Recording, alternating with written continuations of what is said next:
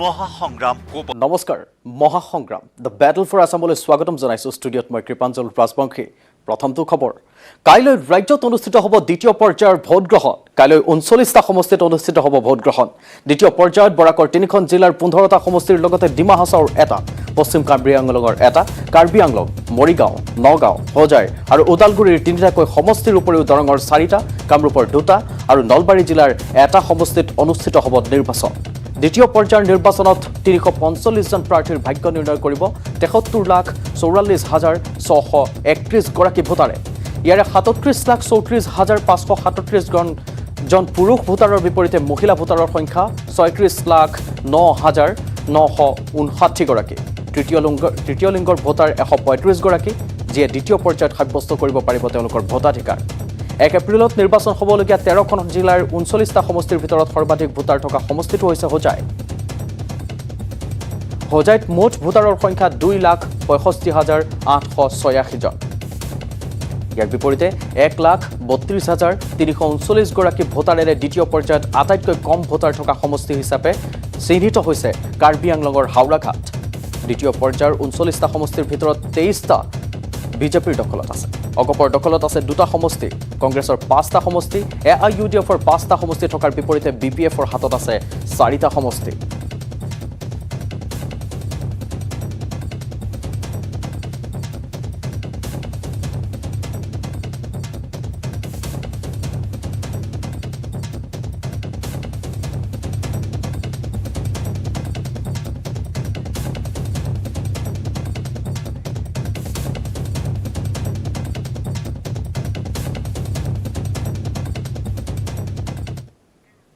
আহিছোঁ পৰৱৰ্তী খবৰলৈ। মঙলদৈ আৰক্ষী ছাউনীত উত্তপ্ত পৰিস্থিতি। মঙলদৈ নিৰ্বাচনত জড়িত গৃহৰক্ষী জোৱানক লাঠি চালনা। পৰিস্থিতি নিয়ন্ত্ৰণ কৰিবৰ বাবে আৰক্ষীৰ লাঠি চালনা। পৰ্যাপ্ত মাননি নিদিয়াক লৈ ক্ষোভ জোৱানসকলৰ মাজত। এয়া মঙলদৈৰ দৃশ্য দেখুৱাইছোঁ। মঙলদৈ আৰক্ষী ছাউনীত উত্তপ্ত পৰিস্থিতিৰ সৃষ্টি হৈছে। মঙলদৈ নিৰ্বাচনত জড়িত গৃহৰক্ষী জোৱানক লাঠি চালনা কৰিছে। পৰিস্থিতি নিয়ন্ত্ৰণ কৰিবৰ বাবে আৰক্ষীৰ লাঠি চালনা। পৰ্যাপ্ত মাননি নিদিয়াক লৈ ক্ষোভ জোৱানসকলৰ মাজত।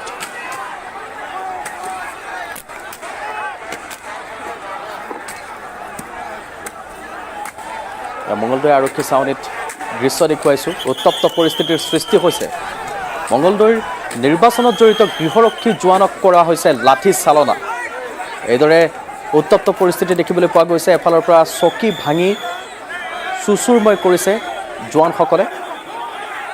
পাছত পৰিস্থিতি নিয়ন্ত্ৰণ কৰিবৰ বাবে আৰক্ষীৰ লাঠি চালনা কৰিবলৈ বাধ্য হয়। পৰ্যাপ্ত মাননি নিদিয়াক লৈ ক্ষোভ জোৱানসকলৰ মাজত, আৰু তাৰ পৰিপ্ৰেক্ষিততে দেখিবলৈ পোৱা গৈছে এয়া এক অভাৱনীয় পৰিঘটনা। এফালৰ পৰা কোবাই মহতিয়াই দলিয়াই গৈছে চকীসমূহ। আৰক্ষীৰ ওপৰতো বৰ্বৰতা দেখুওৱা দেখিবলৈ পোৱা গৈছে জোৱানসকলৰ।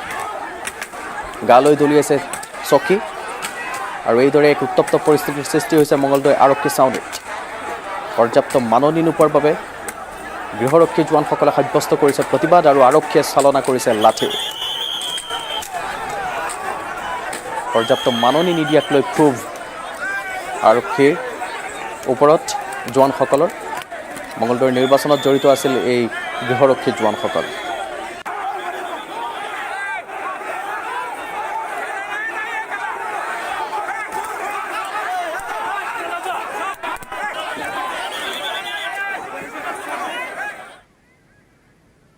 বিজনী আৰু হাজোত কেন্দ্ৰীয় গৃহমন্ত্ৰী অমিত শ্বাহৰ নিৰ্বাচনী প্ৰচাৰ। বিজনীত বিজেপি মিত্ৰজোঁটৰ প্ৰাৰ্থী অজয় কুমাৰৰ হৈ প্ৰচাৰ কেন্দ্ৰীয় গৃহমন্ত্ৰীগৰাকীৰ। ভাষণ আৰম্ভণিতে বধুফাক স্মৰণ অমিত শ্বাহৰ। সন্ত্ৰাসবাদমুক্ত আন্দোলনমুক্ত অসমৰ অংগীকাৰ শ্বাহৰ। কংগ্ৰেছৰ দিনত বড়ো অবড়োৰ সংঘাত হোৱা বুলি মন্তব্য কৰি বিজেপি চৰকাৰৰ বাবে BTRৰ চুক্তি সম্ভৱ হ'ল বুলি মন্তব্য কৰিলে তেখেতে। ৰাহুল গান্ধীক সমালোচনা কৰি শ্বাহে কয়, ৰাহুল গান্ধী পৰ্যটকৰ দৰেহে অসমলৈ আহে। যি বদৰুদ্দিনক তৰুণ গগৈ হু ইজ বদৰুদ্দিন বুলি কৈছিল, সেই বদৰুদ্দিনে এতিয়া ৰাহুল গান্ধীৰ বুকুৰ কুটুম। সেয়ে অসম ভূপেন হাজৰিকাৰ কাৰণে বদৰুদ্দিনৰ সেই সিদ্ধান্ত ৰাইজক ল'বলৈ আহ্বান জনালে গৃহমন্ত্ৰীগৰাকীয়ে। ইফালে বিজনীৰ পিছত হাজোত সুমন হৰিপ্ৰিয়াৰ হৈ নিৰ্বাচনী প্ৰচাৰ অমিত শ্বাহৰ।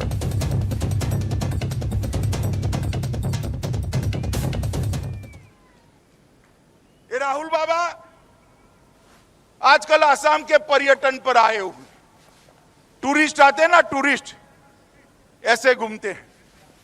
और कहते हैं आसाम की पहचान बदरुद्दीन अजमल है। भैया बताओ मुझे, आसाम की पहचान भूपेन हजारिका है या बदरुद्दीन अजमल है? जरा जोर से बोलो, भूपेन हजारिका है या बदरुद्दीन अजमल है? बोडोपा उपेंद्रनाथ है या बदरुद्दीन अजमल है? शंकरदेव और माधवदेव है या बदरुद्दीन अजमल है? अरे राहुल बाबा, जो करना हो कर लो, जितना जोर लगाना वो लग लो, हम आसाम की पहचान बदलने नहीं देंगे। ये काला पहाड़ बदरुद्दीन अजमल आसाम की पहचान नहीं हो सकता, नहीं हो सकता, नहीं हो सकता। मित्रों, हमने कहा था कि हम आसाम के अंदर हिंसा का युग समाप्त कर कर शांति का युग करेंगे, और हमने बोडोलैंड समझौता किया, और हमने समझौते के तहत 2/3 वादे इतने 6 महीने के समय में समाप्त कर दिए हैं। बीटीएडी के क्षेत्र में जनजातीय बाहुल आबादी वाले गांवों में शामिल करने के लिए एक आयोग बना दिया है। बीटीसी की सीटें बढ़ाने के लिए एक आयोग बना दिया है। बोडोलैंड टेरिटोरियल रीजन का रूप में दोबारा नामकरण बीटीआर के रूप में कर दिया है। बोडो कचारी वेलफेयर काउंसिल का गठन भी हमने कर दिया है। आत्मसमर्पण करने वाले युवाओं के पुनर्वास के लिए 4-4 लाख रुपए की सहाय देने का काम हमने कर दिया है। बोडो भाषा को राज्य की सहभाषा का दर्जा देने का काम हमने कर दिया है, और 750 करोड़ रुपए का पैकेज भी हमने दे दिया है। मित्रों, ये कांग्रेस पार्टी कभी हिंसा समाप्त करना नहीं चाहती। ये कांग्रेस पार्टी कभी आतंकवाद समाप्त करना नहीं चाहती थी। ये कांग्रेस पार्टी कभी आंदोलन समाप्त करना नहीं चाहती थी। मित्रों, हमने ये डबल इंजन सरकार के माध्यम से आसाम को विकास के रास्ते पर ले जाने का काम किया है। Mahasangram the battle for Assam অব্যাহত থাকিব। লৈছো এটি চমু বাণিজ্যিক বিৰতি।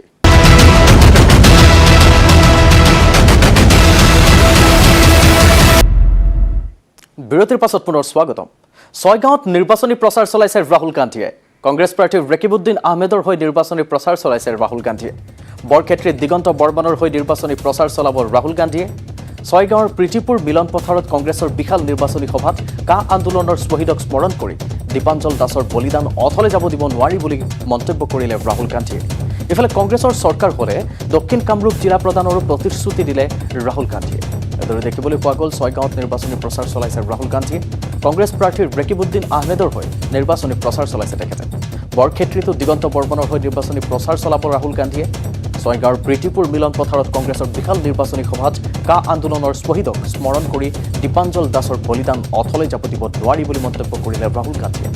ইফালে কংগ্ৰেছৰ চৰকাৰ হ'লে দক্ষিণ কামৰূপ জিলা প্ৰদানৰো প্ৰতিশ্ৰুতি দিলে ৰাহুল গান্ধীয়ে।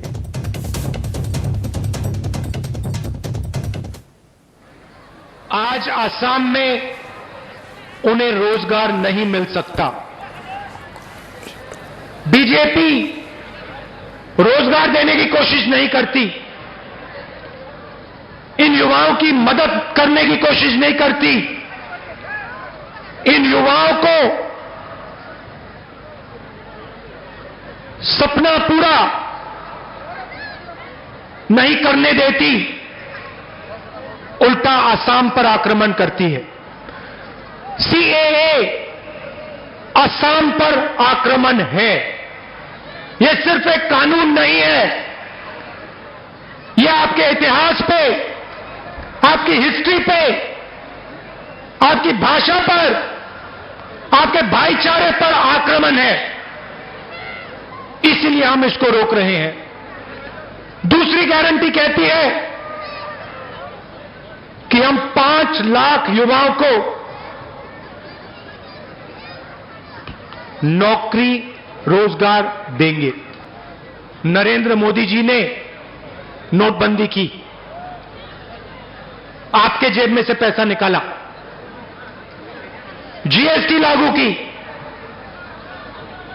आपके जेब में से पैसा निकाला। अब ये नए 3 कानून लाए हैं, कृषि के कानून, पूरे कृषि के सिस्टम को नष्ट कर रहे हैं।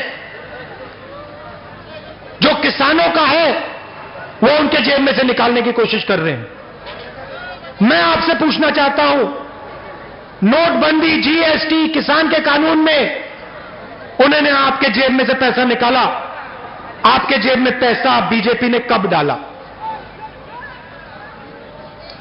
कभी डाला है आपके जेब में पैसा? 1 रुपया दिया है आपको? नहीं।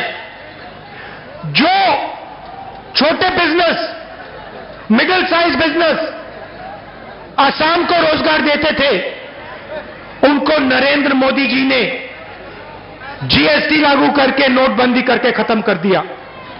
और आज असम में यह हालत है कि असम के युवाओं को रोजगार नहीं मिल सकता। इसलिए हमने यह गारंटी दी है।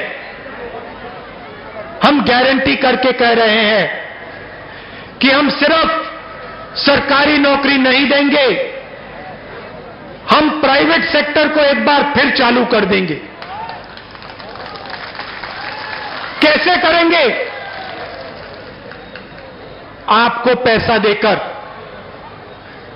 2000 रुपए हर महीने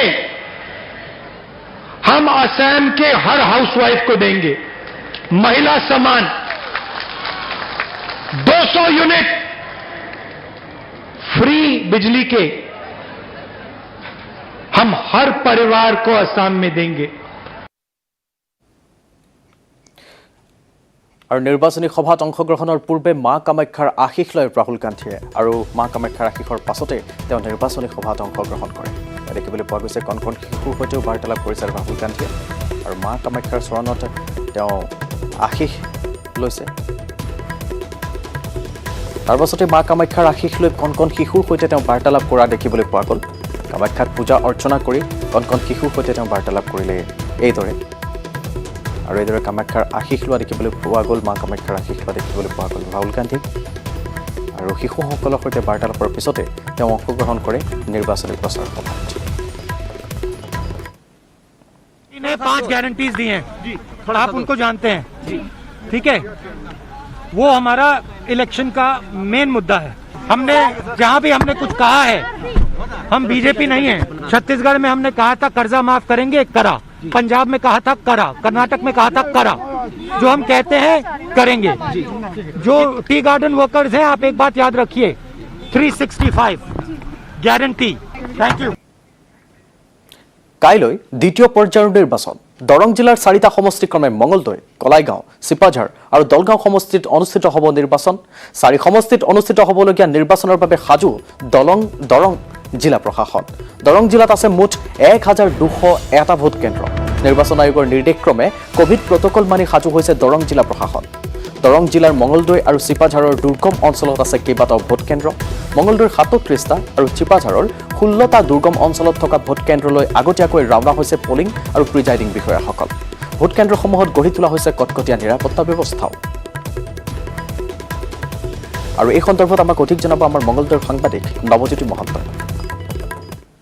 অনুষ্ঠিত হ'ব দ্বিতীয় পৰ্যায়ৰ নিৰ্বাচন। ইতিমধ্যে নিৰ্বাচন আয়োগ সাজু হৈ পৰিছে, আৰু দৰং জিলাৰ 4টাকৈ বিধানসভা সমষ্টিৰ প্ৰতিটো ভোট কেন্দ্ৰলৈকে ইতিমধ্যে যিসকল পুলিং প্ৰিজাইডিং বিষয়া আছে তেওঁলোকে যাবৰ কাৰণে সাজু হৈ পৰিছে। বহু লোক আছে যিসকল যাব। ক'ত ডিউটি কৰিছে আপোনাৰ? মোৰ ডিউটি পৰিছে ঔতলা হায়াৰ ছেকেণ্ডাৰী স্কুল। সকলো সামগ্ৰী লৈছোঁ। নাই এইটো প্ৰিজাইডিং আহি পোৱা নাই, আহিলে ল'ব পৰা যাব। তেওঁ মানে বৰষুণৰ কাৰণে বাটতে ৰৈ আছে। বতৰে কিছু বাধা, অলপ অসুবিধাৰ সন্মুখীন হৈছোঁ। বতৰৰ কাৰণে কিছু অসুবিধাৰ সন্মুখীন হৈছোঁ। আৰু আগতে কৰিছোঁ, বহুকেইবাৰ কৰিছোঁ, মানে ভালেই লাগিছে। মাত্ৰ বতৰে অকণমান অসুবিধা কৰিছে, এটাক বাহিৰে বেলেগ অসুবিধা আমি এতিয়ালৈ একো পোৱা নাই। যিহেতু এইবাৰ ক'ভিডৰ কিছু নীতি নিয়ম থাকিব, মাস্ক পৰিধান কৰাই হওক বা কিছু নিয়ম থাকিব, নিয়ম পালন কৰি ভোটাৰসকলে যাব লাগিব। সেইটো শিকাইছে আমাক সেইমতে মানে কৈছেও যে মেডিকেলৰ মানুহো তাত থাকিব নিয়োজিত কৰিব আৰু তেওঁলোকে আমাক সহায় কৰিব এই ক্ষেত্ৰত আৰু আমিও যৎপৰোনাস্তি আমি চেষ্টা কৰিম মানে ক'ভিডৰ নীতি নিয়ম মানি এই ভোট ল'বৰ কাৰণে আমি চেষ্টা কৰিম কি কি সামগ্ৰী সকলো ল'লে আমাৰ দেখাখিনি ল'লোঁ বাৰু সকলো পৰীক্ষা কৰা যামেই এতিয়া হয় এইবাৰ মাস্ক পৰিধান কৰি ভোট ল'ব লাগিব হয় হয় আমি হ'ব সেইখিনি কৰিম বাৰু কি কয় আগত এই পিজ্জা হেৰিত কৰিছিলোঁ এই পঞ্চায়তত হয় তেতিয়া নাছিল বাৰু এইবিলাক দাদা ক'ত যাব আমি দলগাঁও যাম হয় ইলেকশ্যন ঠিকে আছে বাকী চব ঠিকে আছে কিন্তু বতৰে অলপ বিঘিনি দিছে আমাৰ কষ্ট হৈছে কিছু কষ্ট হৈ যদি কিবা এটা আমেজো আছে আৰু সেইটো ধন্যবাদ জনাইছোঁ এইসকল পলিং প্ৰিজাইডিং বিষয়া তেওঁলোকে কিন্তু দায়িত্ব সহকাৰে তেওঁলোকৰ দায়িত্ব পালন কৰিবৰ কাৰণে সাজু হৈ পৰিছে দ্বিতীয় পৰ্যায়ৰ নিৰ্বাচনৰ বাবে সাজু হৈছে বৰাক উপত্যকাও কাছাৰৰ 7 সমষ্টিত প্ৰথমবাৰলৈ মহিলা পলিং বিষয়া কোভিড প্ৰটকলৰ মাজেৰে অনুষ্ঠিত হ'ব ভোটগ্ৰহণ পুৱা 7 বজাৰ পৰা বিয়লি 6 বজালৈ অনুষ্ঠিত হ'ব ভোটগ্ৰহণৰ পূৰ্বে মক পল হ'ব প্ৰতিটো কেন্দ্ৰত প্ৰত্যেকটো ভোট কেন্দ্ৰত থাকিব ভিভিপেট ব্যৱস্থা विमेन पोलिंग स्टेशंस हम लिए हैं महिलाओं के लिए हम सेपरेट टाइमिंग्स भी दिए हैं आने के लिए उनके लिए सेपरेट अरेंजमेंट्स किया जा रहा है प्रायोरिटी दिया जा रहा है and more importantly women parties जो है पोलिंग पार्टीज जो पहली बार जाएंगे बहुत ही एक्साइटेड है बहुत नारी शक्ति के स्लोगन्स चला रहे हैं तो माहौल बहुत फेस्टिव है अदरवाइज ऑल्सो हमारा सबसे ज्यादा पोलिंग स्टेशन भी है स्टेट में तो उसी हिसाब से हमने अरेंजमेंट्स किए हैं इस बार पोलिंग शुरू होगी 7 बजे से शाम को 6 बजे तक तो सुबह जनरली 90 मिनट्स पहले हम मॉक पोल करते हैं तो 5:30 से मॉक पोल शुरू होगा वीवीपैट हर पोलिंग स्टेशन में रहेगा हमने सेक्टर जोनल को एक्स्ट्रा भी दिए हैं आप जो भी वोट पार्टी को करेंगे उसी पार्टी का वीवीपैट में स्लिप भी निकलेगा तो वोटर वहीं पे काउंटर में ही चेक कर सकते हैं कि उनका एक्चुअल में गया है कि नहीं কাইলৈ কৰিমগঞ্জৰ 5টা সমষ্টিত অনুষ্ঠিত হ'ব নিৰ্বাচন 5টা সমষ্টিৰ মুঠ 1307টা ভোট কেন্দ্ৰত হ'ব ভোটগ্ৰহণ 1307টা ভোট কেন্দ্ৰৰ মাজৰ 120টা ভোট কেন্দ্ৰ সম্পূৰ্ণ মহিলাৰ দ্বাৰা পৰিচালিত হ'ব ইতিমধ্যে 120টা ভোট কেন্দ্ৰলৈ প্ৰিজাইডিং বিষয়ৰ পৰা আৰম্ভ কৰি নিৰাপত্তা ৰক্ষীসহ মুঠ 720 গৰাকী মহিলাক প্ৰেৰণ কৰা হৈছে প্ৰথমবাৰৰ বাবে ভোট কেন্দ্ৰৰ দায়িত্ব পাই যথেষ্ট উৎসাহিত দেখিবলৈ পোৱা গ'ল মহিলা বিষয়াসকলক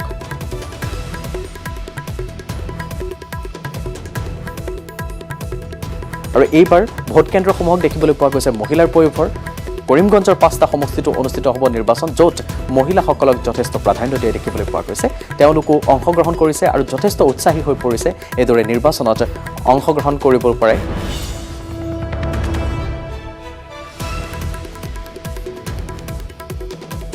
আৰু 1307টা ভোট কেন্দ্ৰৰ মাজৰ 120টা ভোট কেন্দ্ৰ সম্পূৰ্ণ মহিলাৰ দ্বাৰা পৰিচালিত হ'ব ইতিমধ্যে 120টা ভোট কেন্দ্ৰলৈ প্ৰিজাইডিং বিষয়ৰ পৰা আৰম্ভ কৰি নিৰাপত্তাৰক্ষীসহ মুঠ 720 গৰাকী মহিলাক প্ৰেৰণ কৰা হৈছে আৰু প্ৰথমবাৰৰ বাবে ভোট কেন্দ্ৰৰ দায়িত্ব পাই যথেষ্ট উৎসাহিত হোৱা দেখিবলৈ পোৱা গ'ল মহিলা বিষয়াসকলক আৰু ইয়াৰ লগে লগে মহাসংগ্ৰাম দ্য বেটল ফৰ আছামৰ পৰা বিদায় লৈছোঁ নমস্কাৰ